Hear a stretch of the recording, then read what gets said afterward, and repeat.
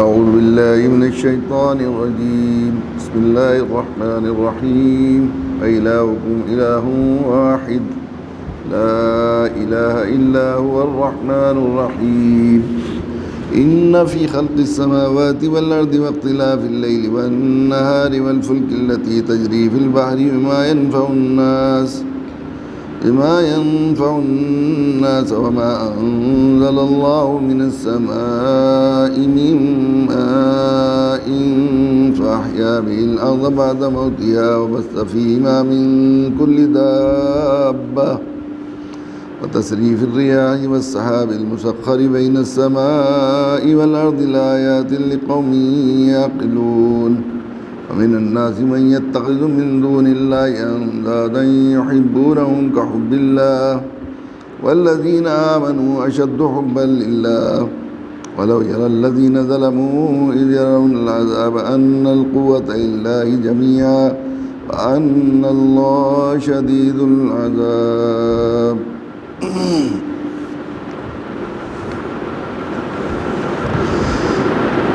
اللہ تعالیٰ انسان کو پیدا کرنے والے ہیں. الا یعلم من خلق وهو اللطیف الخبیر.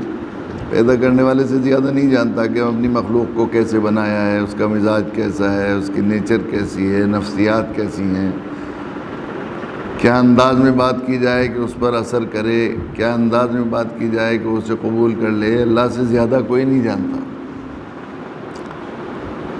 تو اللہ تعالیٰ نے قرآن مجید میں توحید کے اس بات کے لیے، ایمان کی دعوت کے لیے، اپنے بندوں کو سمجھانے کے لیے، آخرت سمجھانے کے لیے، رسالت سمجھانے کے لیے وہی اسلوب اور وہی طریقہ اختیار کیا گیا ہے، وہی مثالیں بتائی ہیں، وہی انداز اختیار کیا گیا ہے جو انسانی فطرت اور نیچر پر، اس کے دل و دماغ پر اثر کرے. اس لیے دعوت بالقرآن سے بہتر کوئی اور دعوت کا کوئی اسلوب نہیں ہو سکتا. انسانی فطرت کے لیے، عام انسانوں کے لیے آج بھی بالکل اسی طرح ہے. دیکھتے ہیں ہم لوگ قرآن مجید اپنی پوری تاثیر کے ساتھ، جس طرح 1400 سال پہلے کفار عرب کے ان فصیح جو ہے فصحا اور بلغا پر جو ہے وہ اثر کرتا تھا، آج بھی اسی طرح اثر کرتا ہے، بالکل اسی طرح اثر کرتا ہے. اور ہمیں بھی حکم دیا گیا ہے کہ امر دعوت کی جہاں بات کہی گئی ہے، امر بالمعروف و نہی عن المنکر کہا گیا ہے. معروف کی دعوت یعنی مانوس انداز میں بات کی جائے، اجنبیت نہ ہو، وحشت نہ ہو بات سے، دعوت سے، وہ جو ہے ایسا وہ کیا جائے. تو یہاں اللہ تعالیٰ نے ارشاد فرمایا وَإِلَٰهُكُمْ إِلَٰهٌ وَاحِدٌ. اور تمہارا پروردگار، تمہارا جو ہے مالک، تمہارا الہ واحد، تمہارا معبود ایک واحد اکیلا ہے. تمہارا معبود کہا، یہ نہیں کہا ہمارا معبود. جہاں جگہ جگہ ربنا و ربکم کہیں ذکر کیا، جہاں کہیں بھی ہمارے خدا، یہ نہیں دعوت دی ہے، یہ دعوت کے وہ نہیں کیا گیا. اپنے نبی سے یہ نہیں کہلوایا کہ تم یہ کہو کہ ہمارے خدا کو مانو یا ہمارے دین کو مانو یا ہمارے قرآن کو مانو. یہ جو ایک بڑی غلطی ہو رہی نا کہ قرآن کو اپنا ایک کتاب سمجھتے ہیں اور اپنی کتاب سمجھ کر انہیں ماننے کو کہتے ہیں. یہ جو تعارف ہوا یہ غلط. قرآن سے جو اجنبیت ہے، قرآن سے دوری ہے، قرآن سے وحشت ہے، اس وجہ سے کہ وہ سمجھتے ہیں کہ مسلمانوں کا قرآن ہے. قرآن انسانی، تمہارا قرآن ہے، تمہارے رب کی طرف سے تمہیں بھیجا ہوا نامہ محبوب ہے، تمہارے محبوب رب کی طرف سے، تمہارے خالق، تمہارے مالک کی طرف سے. اس لیے فرمایا وَإِلَٰهُكُمْ، اور تمہارا معبود الہ واحد اکیلا ہے. لا الہ الا هو الرحمن الرحیم، اس کے علاوہ کوئی نہیں ہے معبود. وہ رحمان و رحیم ہے. رحمان و رحیم صفت بتائی ہے جس سے شفقت ہو، مہربان ہو، دیالو ہو، کرپالو ہو، تو آدمی کا دل اس کی طرف کھینچتا ہے. آدمی الانسان عبد الاحسان، انسان احسان کا بندہ ہے. ایک احسان کوئی کر دے تو ساری زندگی آدمی اپنے محسن کے گن گاتا ہے اور یہ کوشش کرتا ہے کہ اپنے محسن کو ناراض نہ کرے، اس کی ہر بات مانے، اس کے احسان کا بدلہ دے سکے، اس کو خوش کر سکے. تو وہ رحمان و رحیم جس نے اتنی دیا، اتنی کرپا، دنیا اور آخرت میں رحمت ہی رحمتیں، تمہاری نافرمانی کے باوجود، تمہارے گناہوں کے باوجود، تمہارے اللہ کو نہ ماننے کے باوجود، تمہارے کفر و شرک کے باوجود، تمہارے خدائی کے دعوے کے باوجود، اللہ کو چھوڑ کر غیر اللہ کی پوجا کے باوجود تمہارے اوپر اس کی رحمتیں ہیں. وہ رحمان ہے اور رحیم. لا الہ الا هو الرحمن الرحیم. توحید کی دعوت، اور یہ توحید کی دعوت بھی ظاہر ہے اللہ کو ہمارے دین کی ضرورت نہیں ہے. اللہ تو شان بے نیاز ہے. ساری دنیا میں ایک آدمی بھی اگر جو ہے وہ ایک آدمی بھی گناہگار نہ رہے اور سارے نبی اور رسول بن جائیں، اللہ کی شان کچھ بڑھنے والی نہیں ہے۔ اور ساری دنیا میں ایک بھی آدمی جو ہے وہ نیک نہ رہے اور سارے کافر مشرک ہو جائیں تو اللہ کی شان اس سے کچھ گھٹنے والی نہیں ہے۔ اللہ تعالیٰ چونکہ انسان کی ضرورت ہے توحید، یہ انسان کو اصل میں انسان کی ضرورت ہے، ہماری ضرورت ہے توحید۔ وجہ یہ کہ اللہ تعالیٰ نے انسان کو مسافر آخرت بنا کر پیدا کیا ہے۔ جو آدمی قدم اٹھا رہا ہے وہ کہاں جا رہا ہے؟ آخرت کی طرف جا رہا ہے آدمی کا۔ اب اس کی دو راستے ہو سکتے ہیں، اگر غلط راستے پر چلے گا تو منزل سے دور جہنم کی طرف چلا جائے گا، اور اگر صحیح راستے پر چلے گا آدمی اور چلتا رہے گا اپنی منزل تک پہنچ جائے گا تو جنت میں پہنچ جائے گا۔ تو ایک مسافر کے لیے سب سے بڑی چیز جو اس کو سب سے بڑی ضرورت ہے یکسوئی سے سفر کرنا۔ ایک مسافر یہ سوچے، انسان سوچے، ایک مسافر یہ کرے کہ سوچے کہ اب میں چلو وہاں چلتے ہیں بجنور، پھر خیال آیا نہیں بجنور ٹھیک نہیں ہے، چلو سہارنپور کا ارادہ کرتے ہیں، کچھ دور چلا، پھر اس نے سہارنپور ٹھیک نہیں، چلو روہتک چلتے ہیں، پھر خیال کرے نہیں روہتک بھی ٹھیک نہیں ہے، چلو بمبئی کی طرف چلتے ہیں۔ آدمی اسی طرح وہ کرتا رہے تو کہیں پہنچے گا؟ وہ نہیں پہنچے گا نا۔ تو مسافر کی سب سے بڑی ضرورت ہے یکسوئی، اور یکسوئی کے لیے توحید کی ضرورت، بنیاد بیس جو توحید پر رکھا ہے۔ اللہ تعالیٰ کر سکتے تھے، اللہ قادر مطلق تھے، دنیا میں اللہ نے نظام بنایا، الگ الگ محکمے الگ الگ منسٹروں کو سونپ دیے جاتے ہیں، دنیا میں اللہ ہی کے بنایا ہوا تو نظام ہے یہ۔ کسی کو پرائم منسٹر، کسی کو وزیر اعظم، کسی کو پھر چھوٹے صوبوں کے الگ سی ایم بنا دیے اور پھر ڈی ایم بنا دیے اور پردھان بنا دیے، یہ اپنی اپنی ذمہ داریاں الگ الگ کر دی۔ ایسے اللہ تعالیٰ اپنے ماتحت خدا بنا دیتا، چھوٹے چھوٹے اپنے وزیر بنا لیتے اللہ تعالیٰ، کسی کو بارش کا ذمہ داری دیتے، کسی کو کسی کی، کسی کو کسی کی۔ لیکن جب اتنے خدا ہوتے اور ہر ایک کے سامنے اس کو ڈنڈوت کرنا پڑتا تو انسان کتنی مشکل میں آ جاتا۔ اس کا انداز جو جن لوگوں کو باپ دادوں سے اسلام مل گیا ہے انہیں اندازہ نہیں ہے کہ مشرکین کتنی الجھن میں رہتے ہیں، کتنی پریشانی میں رہتے ہیں یقیناً۔ اور اس کا اندازہ ہوا وہ لوگ جو نئے اسلام قبول کرتے ہیں وہ پچھلی داستانیں سناتے ہیں۔ ہمارے بھائی لیاقت تھے یہاں، وہ یہاں کے اس کے جو قریب کے جانسٹ یا میرا پور کے قریب کے گاؤں کے رہنے والے تھے، اور اللہ نے ان کو ہدایت دی تھی، اور انہیں بت نے دعوت دی، خود شیو جی کی مورتی نے انہیں وہ اسلام کی دعوت دی۔ ہم کام نہیں کریں گے اگر تو اللہ تعالیٰ اپنے بندوں سے کیسے کام لے گا۔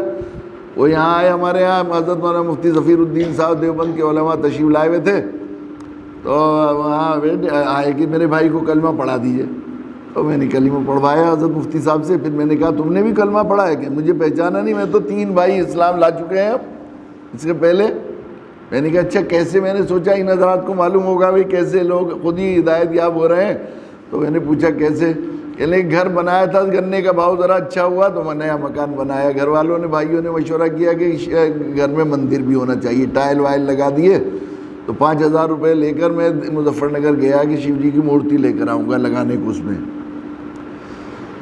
وہ وہاں سے لے کر آ رہا تھا تو شیو چوک پر دیکھیے اللہ کی شان، ہدایت بھی کس جگہ ہو رہی ہے جہاں تمام شرکیاں سارے وہاں پر دھرنے اور سارے وہ ہوتے ہیں، شرک کا گڑھ ہے وہ شیو چوک، ان کا مرکز ہے، ایک طرح سے علامت سمجھی جاتی ہے، وہاں اللہ ہدایت دے رہے ہیں۔ عجیب اللہ کی شان ہے، کہاں دے دیں اور کس طرح دے دیں، اللہ کی عظیم شان ہے، ہم نہیں کریں گے۔ تو کہنے لگے کہ میرے دل، اس نے اخبار میں لپیٹ کے دے دی، 4500 روپے کی سونے کا پانی پھرا ہوا مورتی تھی۔ اب وہ جو ہے جیسے ہی میرے وہاں پہنچا تو مجھے خیال آیا اگر یہ میرے ہاتھ میں سے گر گئی تو یہ تو ٹوٹ جائے گی، اور جو ٹوٹ جائے تو وہ کیا پوجا کے لائق ہو سکتی ہے؟ تو یہ کہنا تھا کہ جیسے میرے سے چھین کے کسی نے نیچے گر ڈال دی ہو، اور وہ مسالے کی مورتی تھی، وہ 1-2 ٹکڑے نہیں ہوئے بلکہ وہ جیسے شیشہ چور چور ہو جاتا ہے اس طرح ہو گیا۔ بس فوراً مجھے ایک دم خیال آیا یہ بھی کوئی دھرم ہے جو ٹوٹے پھوٹے، وہ میرے لیے پوجا کے لائق کیا ہو سکتا ہے؟ مسلمانوں کا دھرم سچا، ان کا خدا نہ ٹوٹے نہ پھوٹے۔ تو وہاں ایک دکانوں کے اوپر ایک مسجد ہے چھوٹی سی، صوفی یاسین صاحب رہتے تھے، کالے کپڑے پہنتے تھے، حضرت مولانا افتخار الحسن صاحب کے خدام میں شمار تھا ان کا۔ وہاں پہنچے جا کے میاں جی میری سمجھ میں آ گیا، بس تو مجھے مسلمان کر لے، مسلمانوں کے دھرم سچا نہ ان کا خدا ٹوٹے نہ پھوٹے، ہر جگہ موجود ہے، رہے سمجھ میں آ گیا۔ تو وہ ذرا کہنے ڈرے نہیں تو پڑھا کر مسلمان مجھے، تو اس قدر دھمکا کے کیا انہوں نے کہ وہ منع بھی نہیں کر سکے، انہوں نے کلمہ پڑھا کہ میرا نام بھی بتا دے۔ تو لیاقت کوئی ان کا خادم بیٹھا ہوا تھا، انہوں نے کہا لیاقت نام رکھ دے۔ گھر پہنچے مورتی نہیں تھی، تو بیوی نے پوچھا کیا ہوا مورتی لے کر نہیں آیا؟ تو پورا واقعہ سنایا، میں تو مسلمان ہو گیا۔ تو انہوں نے کہا تم نے بڑا اچھا کیا، اور وہ میں تو یہ جو حاجی جی کے یہاں جاتی تھی، میں تو اتنا میں سوچتی تھی یہ مسلمان کتنے مزے میں ایک ہی خدا کو پوجتے ہیں، ہم تو شیو جی کو پوجتے ہیں تو ڈر لگتا ہے کہ کالی جی ناراض ہو جائیں گی، کالی جی کو پوجتے ہیں تو یہ ڈر لگتا ہے ہنومان جی ناراض ہو جائیں گے، اس لیے احتیاط کرتے ہیں، اس کے سامنے دوسرے کو پوجا کرتے ہوئے ڈرتے ہیں ہم لوگ۔ اور میں نے تو اس مرتبہ 6 روزے بھی رکھے تھے، ڈر کی وجہ سے بتایا نہیں تھا مجھے بھی کلمہ پڑھاؤ، پھر دوسرے بھائی، پھر تیسرے بھائی۔ ایک اور تھے ہمارے وہ یہاں کے بھیوانی کے جعفر بھائی، وہ بتائے تھے کہ میری ماں جب پوجا کے لیے جایا کرتی تھی تو منگل کے دن ہنومان جی کی پوجا ہوتی ہے، کسی دن اور کسی کی، کسی دن اور کسی کی، تو ہنومان کے مندر سے جب جاتی تھی تو گاؤں کا چکر لگا کے باہر باہر کو جایا کرتی تھی وہ۔ تو میں نے پوچھا اماں جی، ماتا جی اتنی دور جاتی ہو تو مجھے تھکا لے، تو مجھے اتنی دور کو کیوں جاتی ہے؟ کہ بیٹے راستے میں شیو جی کا مورتی پڑتی ہے، مندر پڑتا ہے، وہ ناراض ہو جائیں گے کہ ہنومان جی کی پوجا کو جا رہی ہے۔ تو یہ توحید پر جو یہ ہمارے لیے کتنی پریشانی میں رہتا ہے آدمی، کتنا منتشر رہتا ہے آدمی، اور توحید کی وجہ سے کتنی یکسوئی کنسنٹریشن ہمیں اللہ تعالیٰ نے عطا فرمایا جو ہماری منزل تک پہنچنے کے لیے۔ یقیناً کوئی بھی کسی بھی منزل کو اگر حاصل کرنا ہے تو اس کے لیے یکسوئی ضروری ہے۔ کسی بھی چیز میں کمال پیدا کرنے کے لیے آدمی جب تک یکسو، جب تک انتشار ہوگا کسی، اس لیے تصوف سلوک کے سلسلے میں بھی توحید ہے، مطلب سب سے پہلا اصول ہے کہ میرا شیخ ہی سب سے زیادہ میرے لیے انفع ہے۔ اس لیے حضرت فرمایا کرتے تھے حضرت تھانوی نور اللہ مرقدہ کہ اگر بایزید بستامی اور شاہ عبد القادر جیلانی اور حسن بصری اور فضیل بن عیاض سامنے ہوں گے اور حاجی امداد اللہ سامنے بیٹھے ہوں گے ہمارے، تو ہم حاجی صاحب کے اوپر سے نگاہ ہٹا کے ایک لمحہ کسی دوسرے کی طرف نہیں دیکھیں گے، ہمارا اتنا اعتماد ہے اپنے شیخ پر۔ اس لیے کہ یکسوئی کے لیے ضروری ہے۔ دنیا میں ہم بہت سے لوگوں کو دیکھتے ہیں، جو بعض لوگوں کو آپ نے دیکھا ہوگا جو سب کام کر لیتے ہیں، اپنی گرد و نواح میں دیکھیے تو ہر بستی میں 1-2 لوگ ایسے ہوتے ہیں، الیکٹریشین کا کام بھی جانتے ہیں، فون بھی کھول کے ٹھیک کر لیتے ہیں، وہ جو ہے لکڑی کا کام بڑھائی کا بھی جانتے ہیں، لوہار کا بھی، جو کام کہو وہ کر لیں گے، لیکن کسی کام کے نہیں ہوتے، وہ بوجھ رہتے ہیں، ہمیشہ مصیبت میں مشکل میں رہتے ہیں۔ اور ایک کام میں یکسوئی پیدا ہو تو صفائی کرنے والا بھی ہے تو وہ اپنی لوہا منواتا ہے، جمع کرتا ہے۔ اس لیے اللہ تعالیٰ نے توحید پر اساس رکھی، اور توحید کو سمجھانے کے لیے کیسا خوبصورت پیرا ہے، الہکم الہ واحد، تمہارا پروردگار، ہمارا پروردگار نہیں، تمہارا پروردگار ایک ہے، لا الہ الا هو الرحمن الرحیم، وہی تو ہے، اس کے علاوہ کون ہے جو اتنی رحم کرنے والا ہے، جو اتنی کرنے والا ہے۔ اب کفار مشرکین کو جب یہ بات بتائی اللہ کے نبی صلی اللہ علیہ وسلم نے اور یہ آیت شریفہ پڑھائی کہ وہ ایک ہی خدا ہے، تو کہنے کہ اتنا سارا کام کائنات کا ہے، چھوٹی چھوٹی چیزیں بھی ضرورت پڑتی ہے، کسی کی ناک میں کچھ ہو گیا، کسی کو نزلہ ہو گیا اس کو ٹھیک کرنا ہے، کسی کو کچھ ہو گیا اس کو کرنا ہے، چھوٹے چھوٹے کام، اتنے سارے کام اکیلا کیسے کر سکتا ہے؟ ایک اکیلا ہے تو وہ اکیلا کیسے سارے کاموں کو سنبھال سکتا ہے اتنا کائنات؟ تو اپنے انسان چونکہ اپنی سطح اور اپنی عقل کے مطابق سوچتا ہے، وہ سوچتا ہے وہ جیسے بندے معذور ہیں اس طرح اللہ تعالیٰ کی بھی ایک استعداد ہوگی، بس زیادہ سے زیادہ اتنی ہوگی، یہ تو نہیں سوچتے وہ حاکم الحاکمین، وہ ایسا رب ہے، وہ ایسا۔ تو پھر آگے وہ آیات، وہ قرآن مجید نے اللہ تعالیٰ ان آیات کا ذکر کیا ہے، اور چونکہ انسانی فطرت اور مزاج یہ بنایا ہے اللہ تعالیٰ نے کہ بنی ہوئی چیز کو دیکھ کر بنانے والے کی طرف اس کا ذہن جاتا ہے فوراً، تو اس لیے اللہ تعالیٰ نے اپنی ذات کا تعارف نہیں کرایا بلکہ اپنی صفات اور اپنی جو ہے آیات کے واسطے سے اپنا تعارف کرایا۔ اپنی صفات جو اللہ کی خصوصیات ہیں، اللہ کی نعمت کے اندر جو ان کی صفات ہیں ان کا ذکر کیا، اور اللہ کی آیات ہیں، جو بھی چیزیں بنی ہوئی چیزیں ہیں بنانے والے کی نشانیاں ہوتی ہیں، اس کی پہچان سمجھی جاتی ہے۔ کوئی اچھی تعمیر ہے تو وہ معمار کے لیے ایک شان سمجھی جاتی، کس نے بنایا؟ شاہجہاں، تاج محل بنی ہوئی ایک چیز سامنے موجود ہے لیکن کس نے بنوایا؟ تاج محل کے ساتھ ساتھ شاہجہاں کے ذوق اور شاہجہاں کا مزاج اور شاہجہاں کی فطرت کا ایک دم خیال جاتا ہے، بنانے والے کا ایک دم فوراً خیال آتا ہے۔ پھر کس سے بنوایا ہوگا ان کے بارے میں پوری تاریخ سننے کو دل چاہتا ہے، ایک دم طلب پیدا ہوتی ہے، پیاس پیدا ہوتی ہے۔ کوئی اچھا کپڑا پہنے گا، جیسے 2 دن پہلے بھی عرض کر رہا تھا کہ اچھا کپڑا پہنے ہوئے دیکھا تو فوراً خیال آتا ہے کس نے سیا؟ اس کی اچھائی کے مقابلے میں پہلی توجہ جو آدمی کی جاتی ہے وہ کہاں جاتی ہے؟ کس نے سیا؟ اچھا کھانا کس نے بنایا؟ یہ بلڈنگ کس نے، کون آرکیٹیکٹ ہے، کس نے نقشہ بنایا ہے، کون بنانے والا ہے؟ کوئی بھی چیز کے بارے میں یہ ہوتا ہے، کیونکہ یہ انسان کو اللہ تعالیٰ نے اپنی معرفت کے لیے پیدا ہی کیا، اپنے ذات کو پہچاننے کے لیے. تو پہچاننے کے لیے اللہ تعالیٰ نے دنیا میں تمام آیات، دو طرح کی آیات شروع اللہ تعالیٰ نے بھیجی انبیاء علیہ السلام کے واسطے سے. قولی آیات جو کتابیں نازل ہوئی ہیں اور کتابوں میں آیات ہیں، یہ بھی آیات ہیں، یہ بھی نشانیاں ہیں اللہ کو پہچاننے کے لیے.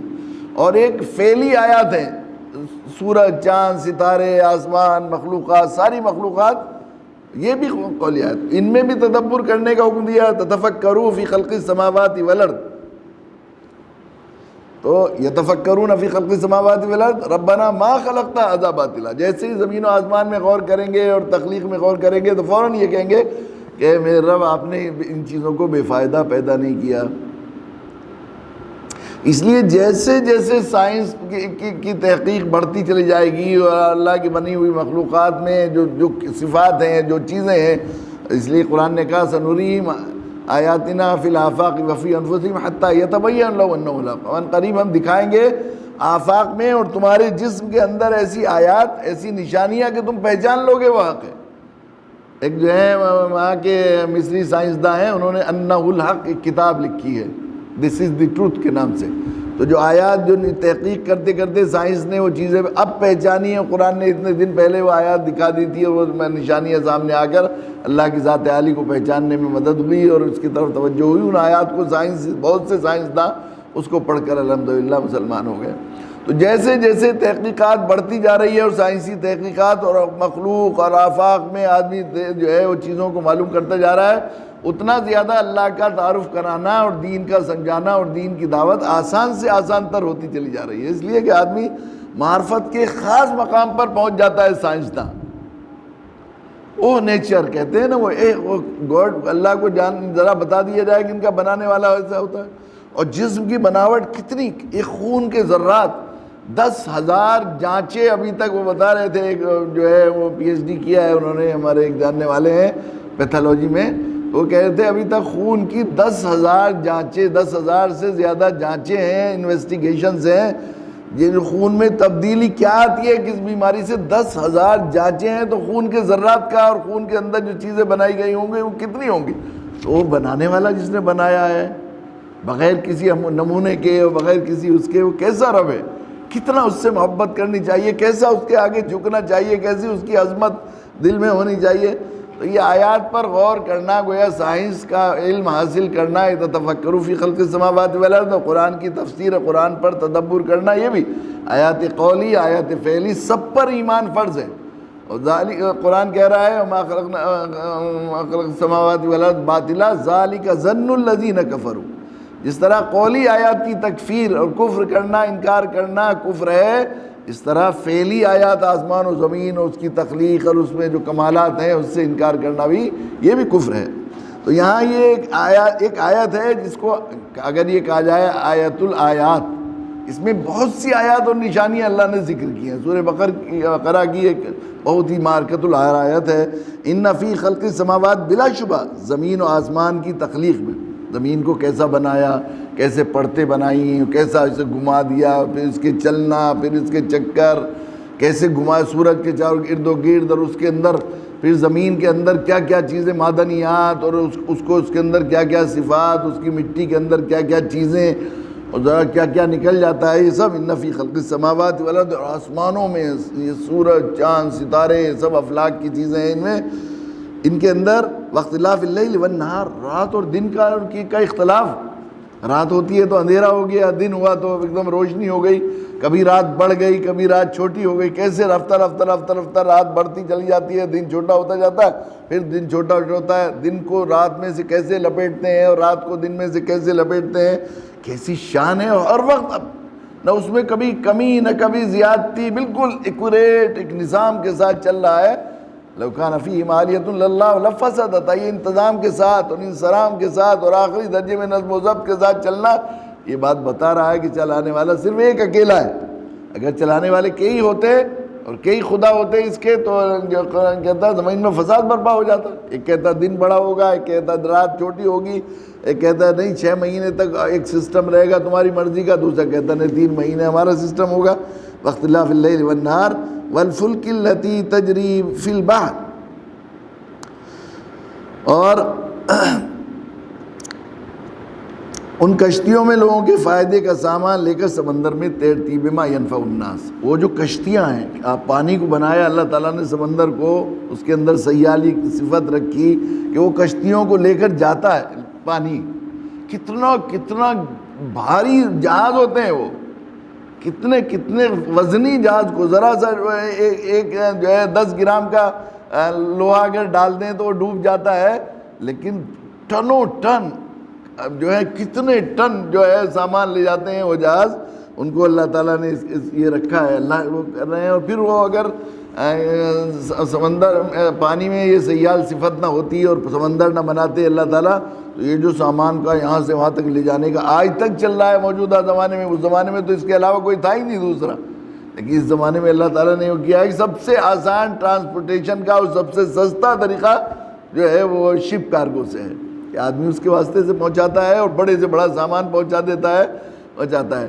پھر اگر وہ پانی میں یہ صفت کے ساتھ ہوا نہیں ہوتی، ہوا کے چلنے سے وہ ہوتا ہے. ہم سمجھ رہے ہیں کہ آج کل جہاز جو ہیں وہ انجن سے چل رہے ہیں، وہ چل رہے ہیں، لیکن وہ انجن جو کچھ وہ کرتا ہے اس کا پورا ہوا سے سسٹم ہوتا ہے. اگر ہوا نہ چلے اور ہوا نہ ہو فضا میں تو ہرگز جہاز آگے بڑھ نہیں سکتا، چل نہیں سکتا. تو جس سے انسان فائدہ اٹھاتے ہیں، یہ بھی اللہ کی نشانی. بما ينفع الناس وما انزل اللہ من السماء من ماء. اور آسمانوں سے جو پانی برساتے ہیں، آسمانوں سے کیسا پانی برستے ہیں، کیسا سسٹم ہے.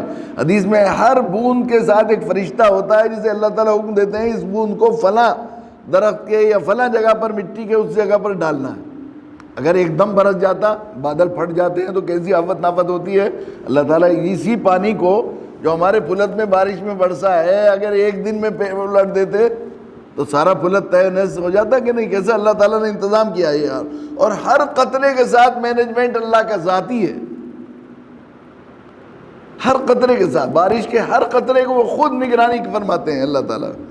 فایا بھی الارض بعد موتہا. اس کے بعد کیسا حال ہوتا ہے، بارش سے پہلے کیسا خشک، بالکل پہاڑ بھی ایسے خشک ہوتے ہیں اور زمینیں بھی ایسی خشک ہوتی ہیں، اور بارش برسی کے ایک دم سبزہ زار. کیسا ہوتا ہے یہ، کہاں سے.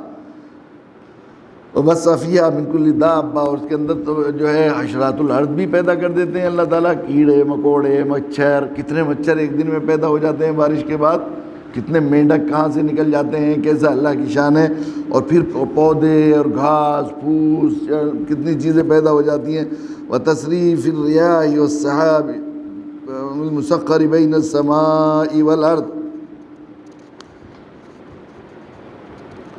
ہواؤں کی گردش جو چل رہی ہے، اور ان بادلوں میں جو آسمان و زمین کے درمیان تابع دار بن کر کام میں لگے ہوئے ہیں. یہ بادل وہاں سے پانی لاتے ہیں، اللہ کی طرف سے لگے ہوئے ہیں.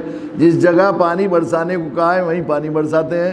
کس طرح پانی لانے کا یہ سسٹم، جس کو سمجھنے کے بعد جو یہ فورکاسٹ کی جاتی ہے، بالکل دنگ کر دینے والا ہے. کیسے اللہ کے وہاں سے بخارات چلتے ہیں، کیسے.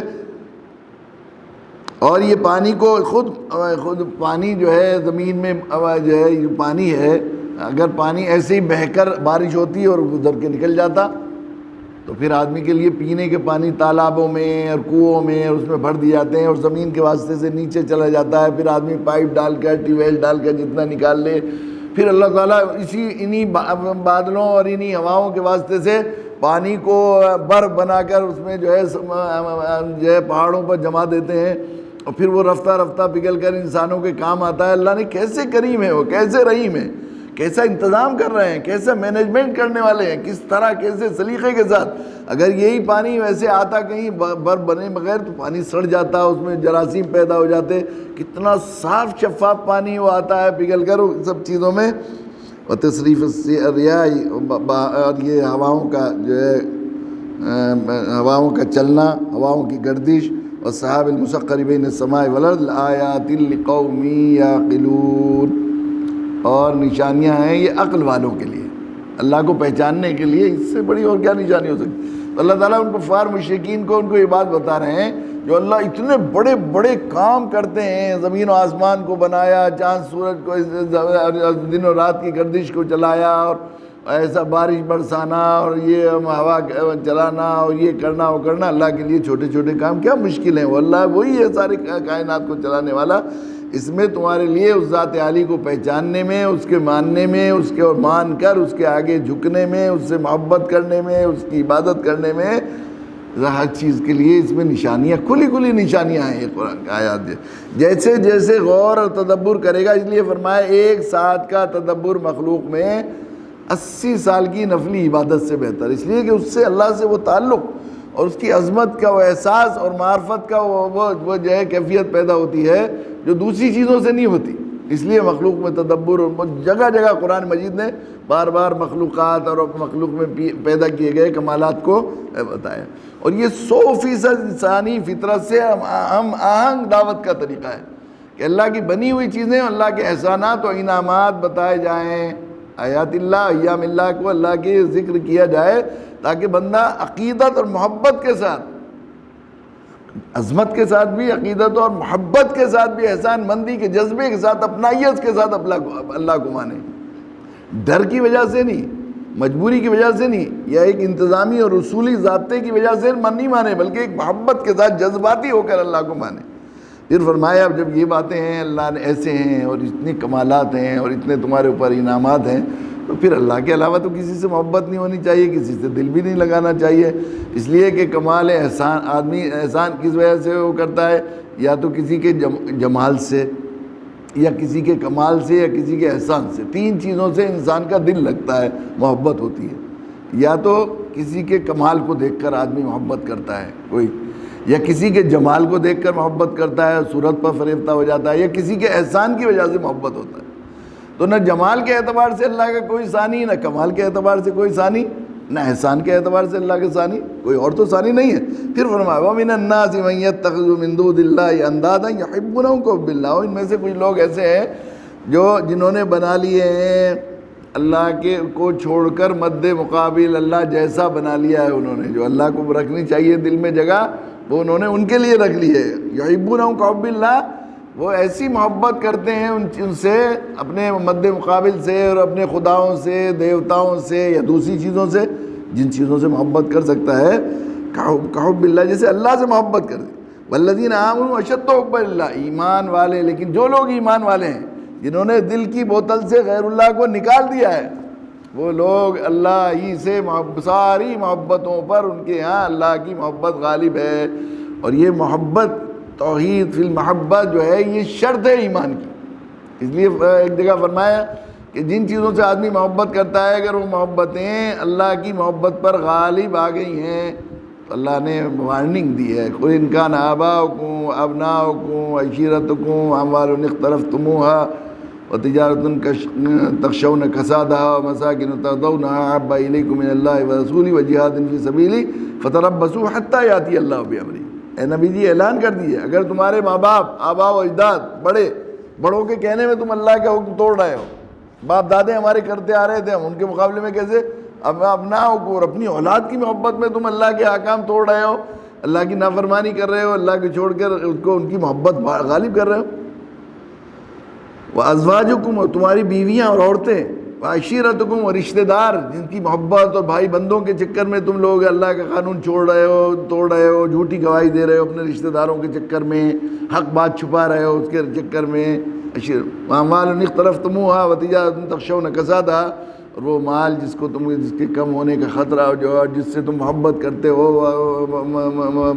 وَتِجَارَةٌ تَخْشَوْنَ كَسَادَهَا، وہ بزنس جس کے گھاٹے کے ہونے کی وجہ سے تمہارا چہرہ اتر جاتا ہے اور تم ڈرتے ہو، أَحَبَّ إِلَيْكُم مِّنَ اللَّهِ وَرَسُولِهِ وَجِهَادٍ فِي سَبِيلِهِ، تمہارے نزدیک اللہ سے، اللہ کے رسول سے اور اللہ کے راستے میں جہاد سے زیادہ محبوب ہے۔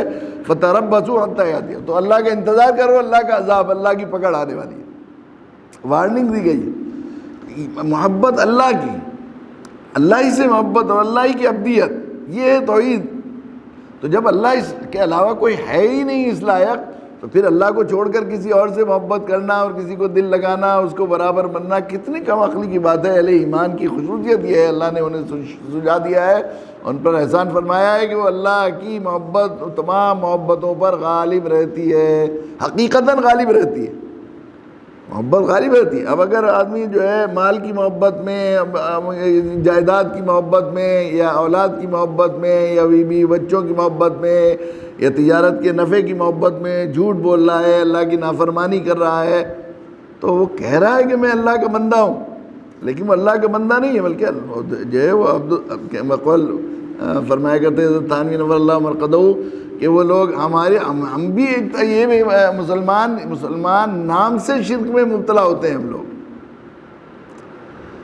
اس لیے کہ انہوں نے تو چلو لکشمی کی ایک صورت بنا لی ہے اور یہ راضی ہو جائے گی تو چلو ہم لوگ وہ ہو جائیں گے، لیکن یہ سیدھا دولت کی پوجا کر رہا ہے، دولت کی وجہ سے اگر دولت پیسے کمانے کے لیے اللہ کی نافرمانی کر رہا ہے، اللہ کے احکام کو توڑ رہا ہے، اسلامی اصولوں اور ضابطوں کو نظر انداز کر رہا ہے، تو پھر اللہ کے مقابلے میں یہ دینار کو اور پیسے کو اور دولت کو زیادہ اہمیت دے رہا ہے، پھر کہاں وہ والذین آمنوا اشد حبا للہ ولو یری الذین ظلموا اذ یرون العذاب ان القوۃ للہ جمیعا وان اللہ شدید العقاب۔ کاش یہ ظالم جب دنیا میں کوئی تکلیف دیکھتے ہیں اس وقت یہ سمجھ لیا کریں، اذ یرون العذاب، ولو ظلم و ظلم، ان کو ظالم کہا ہے، بے محل استعمال کرنے کو کہتے ہیں ظلم، بے محل۔ تو چونکہ محبت صرف اللہ کی، دل میں اللہ بسانا چاہیے، اللہ کے علاوہ غیروں کو بسا لیا ہے، غیروں کو اہمیت دے رہے ہیں اللہ کے علاوہ، جو ان الشرک لظلم عظیم، اور اللہ کو چھوڑ کر کسی اور کی عبادت اور پوجا کرنا سب سے بڑا ظلم ہے۔ تو یہ ظالم لوگ اگر دیکھتے عذاب کو، ان القوۃ للہ جمیعا، بلا شبہ قوت جو ہے وہ تمام تر اللہ ہی کو حاصل ہے، اور وان اللہ شدید العذاب، یہاں جو مشکلیں آتی ہیں، پریشانیاں آتی ہیں، مصیبتیں آتی ہیں، ان کو دیکھ کر یہ سمجھ لیتے کہ ساری قوت تو اللہ کے ذمہ، ایسے قوی ہیں وہ، ان کا عذاب اور ان کا عقاب بہت بڑا سخت ہے، اور بہت سخت ہے، اور وہ ظاہر ہے کہ جب تک سارے غیر اللہ کو چھوڑ کر ایک توحید اگر نہیں ہوگی اور اللہ پر ایمان نہیں لائیں گے تو ہرگز اس عذاب سے نہیں بچ سکیں گے۔ اس طرح جہاں اللہ کے احسانات بتا کر، اللہ کی بڑائی بیان کر کے، اللہ کی تعریف بیان کر کے، اللہ کی صفات بیان کر کے، اللہ کی آیات بیان کر کے اللہ کا تعارف بھی کرا گیا ہے، وہاں آخرت کے عذاب سے ڈرایا بھی گیا ہے۔ انسان لالچی بھی ہے اور انسان ڈرپوک بھی بنایا ہے اللہ تعالیٰ نے، انسان کی فطرت، اس کو ہر آدمی کو اللہ تعالیٰ نے بنایا ہے، اب لالچی ہے، ڈرپوک بھی۔ بعض لوگ کہتے ہیں کہ ہم لالچی نہیں ہیں، کچھ بھی ہو جائے، لالچ ہر ایک کو ہوتا ہے، کسی کو مال کا، کسی کو دولت کا، کسی کو عزت کا، کسی کو جائیداد کا، کسی کو اللہ کی رضا اور جنت کا لالچ ہوتا ہے۔ ہر آدمی ڈرتا ہے، کوئی کہتے ہیں ہم تو میں تو ڈرتا نہیں ڈروں، کوئی پولیس سے ڈرتا ہے، کوئی کتے سے ڈرتا ہے، کوئی سانپ سے ڈرتا ہے، کوئی بچھو سے ڈرتا ہے، کوئی چور سے ڈرتا ہے، کوئی جو ہے وہ اللہ کی نافرمانی اور اللہ کی ناراضگی سے ڈرتا ہے، جہنم سے ڈرتا ہے، ہر ایک انسان ہے۔ اس ڈرپوک اور لالچی فطرت کی وجہ سے اللہ تعالیٰ نے جنت اور دوزخ کو پہلے پیدا کیا، پھر جنت اور دوزخ کی جنت کی نعمتوں کا اور دوزخ کی سزاؤں کا اپنے نبیوں اور اپنی کتاب کے واسطے سے ایسا آنکھوں دیکھا نقشہ دکھایا کہ یہ لالچی انسان جنت کی نعمتوں کے لالچ میں جو ہے وہ نیکیوں کی طرف راغب ہو جائے اور گناہوں سے بچ جائے، اور دوزخ کی سزاؤں کا اس طرح آنکھوں دیکھا نقشہ جو ہے اپنے نبیوں کے واسطے، کتابوں کے واسطے سے کھینچا کہ ڈرپوک انسان دوزخ کی سزاؤں کے ڈر سے ہلاک کرنے والے گناہوں سے بچ جائے۔ اس لیے دوزخ کے وجود کو اللہ تعالیٰ نے سورہ الرحمن میں نعمتوں کے ساتھ ذکر کیا ہے، هذه جہنم التی یکذب بها المجرمون یطوفون بینہا وبین حمیم آن فبأی آلاء ربکما تکذبان۔ تم بتاؤ، دوزخ کا ذکر کر کے اللہ کہہ رہے ہیں دوزخ تمہارے لیے بنائی، فائدے کے لیے، تمہیں دوزخ گناہوں سے بچانے کے لیے، تمہارے اندر ڈر پیدا کرنے کے لیے، تمہیں ہلاک کرنے والے، نقصان دینے والے گناہوں سے بچنا، تمہارے گناہوں سے بچنے کی ہمیں ضرورت نہیں ہے، تمہیں تباہ کرنے والے ہیں دنیا آخرت کے اعتبار سے، تمہاری انفرادی، اجتماعی، ظاہری اور باطنی زندگی کو تباہ کرنے والے ہیں گناہ، اس لیے ہم تمہیں گناہوں سے بچانا چاہتے ہیں، اس کے لیے دوزخ بنائی تاکہ اس کے ڈنڈے کے ڈر سے تم ہلاک کرنے والے گناہوں سے بچ جاؤ۔ تو تم اور کس نعمت کا ناشکری کرو گے؟ دوزخ کے بنانے اور اس پورے سسٹم کو ہم نے تمہارے لیے انعام کے طور پر بنایا۔ تو یہاں جو ہے جنت کا لالچ بھی دیا بار بار قرآن نے، دوزخ سے ڈرایا بھی، سزاؤں سے ڈرایا بھی، اور اپنی ذات عالی کی اپنے احسانات بھی جتائے، اور جو ہے یہی اسلوب، یہی طریقہ انسانی فطرت کو ایمان پر آنے میں اور کفر و شرک کو چھوڑنے کا ذریعہ بننے میں سب سے زیادہ مؤثر ہے۔ اللہ تعالیٰ کی رحمت کے قربان کہ اللہ تعالیٰ نے ایسا سلیبس، ایسا نصاب قرآن مجید کی شکل میں، نصاب دعوت اور نصاب ہدایت ہمیں دیا ہے، کاش ہم اس کی قدر کریں۔ وآخر دعوانا الحمدللہ رب العالمین۔